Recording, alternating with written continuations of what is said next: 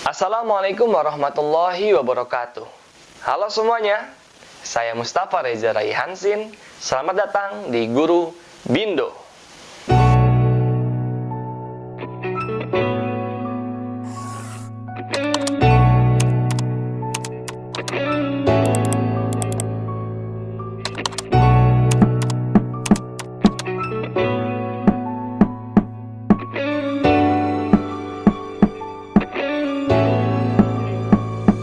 Teman-teman, kali ini saya akan berikan sebuah pengantar dari teks eksposisi.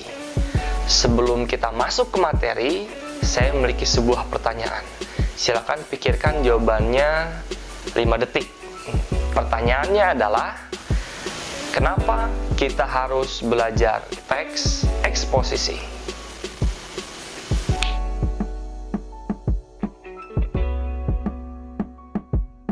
Bicara soal teks eksposisi, pernah tidak sih teman-teman adu pendapat, misalnya tentang game online terbaik, atau pemain sepak bola terbaik, atau juga artis Korea terganteng?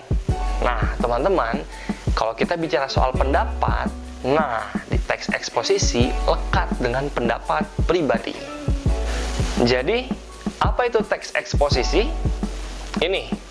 Ini contoh teks eksposisi. Yang ini juga contoh teks eksposisi. Kalau yang ini, nah ini adalah contoh teks berita.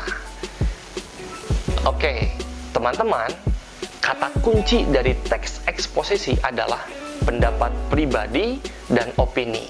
Misal, teman-teman membuat sebuah tulisan berisikan pendapat pribadi tentang pendidikan atau tentang bosannya sekolah di rumah.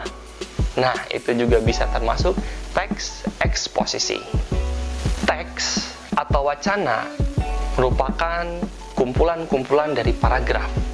Nah, dari paragraf sendiri kita dapat menemukan berbagai macam jenisnya. Dan jenis paragraf itu ada 3. Apa saja? Yang pertama, itu ada namanya paragraf deduktif. Yang kedua, ada namanya paragraf induktif. Dan yang ketiga, namanya adalah paragraf campuran. Kita akan mengenal jenis-jenis paragraf tersebut dalam teks eksposisi. Yang pertama adalah paragraf deduktif. Ini dia contohnya. Paragraf deduktif adalah paragraf yang gagasan umum atau gagasan utamanya berada di kalimat pertama dan diikuti oleh kalimat-kalimat penjelas. Baik, selanjutnya adalah paragraf induktif. Ini contohnya. Paragraf induktif adalah paragraf yang gagasan umum dan gagasan utamanya berada di kalimat akhir yang diawali kalimat-kalimat penjelas. Baik, yang terakhir adalah paragraf campuran. Ini dia contohnya. Paragraf campuran adalah paragraf yang gagasan umum atau gagasan utamanya berada di kalimat pertama dan kalimat terakhir. Oke, itu dia sedikit penjelasan jenis-jenis paragraf yang bisa kita lihat juga di teks eksposisi. Setelah kita mengenal jenis-jenis paragraf, maka sekarang kita akan mengenal struktur dari teks. Konsep dasar struktur teks itu pasti terdiri dari pembuka, isi, dan penutup. Jadi 3 bagian ini adalah konsep dasar dari semua teks. Hanya saja dari setiap teks namanya atau istilahnya selalu berbeda-beda. Nah, untuk teks eksposisi ini sendiri itu terdiri dari tesis, rangkaian argumen, dan penegasan ulang.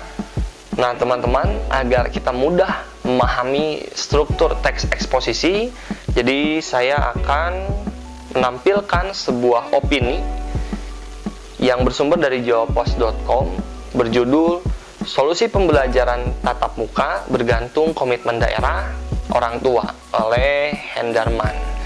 Jadi di sini kita akan sama-sama langsung melihat struktur dari teks eksposisi. Yang pertama itu ada tesis. Nah, tesis biasanya terdapat di paragraf pertama atau paragraf pertama dan kedua dari teks eksposisi itu sendiri.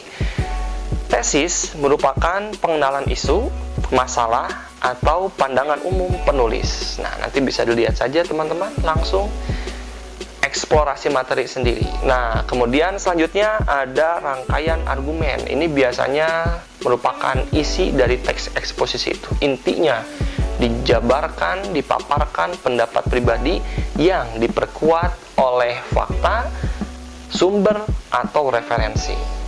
Itu ya, biasanya bagian paling panjang dari teks eksposisi itu adalah rangkaian argumen, karena di sini terdapat penguatan tujuan dan pendapat mandiri. Kemudian bagian terakhirnya merupakan penegasan ulang yang berisi simpulan dan penutup. Itu dia pengantar materi teks eksposisi yang mencakup definisi dari teks eksposisi, jenis-jenis paragraf, sampai ke struktur teks eksposisi. Bicara soal teks, maka kita akan bicara soal ilmu dan wawasan. Semakin kita mampu memaknai ilmu dan wawasan untuk hidup kita, maka hidup kita akan semakin berharga. Semoga bermanfaat. Wassalamualaikum warahmatullahi wabarakatuh. Jadi, kenapa kita harus belajar teks eksposisi?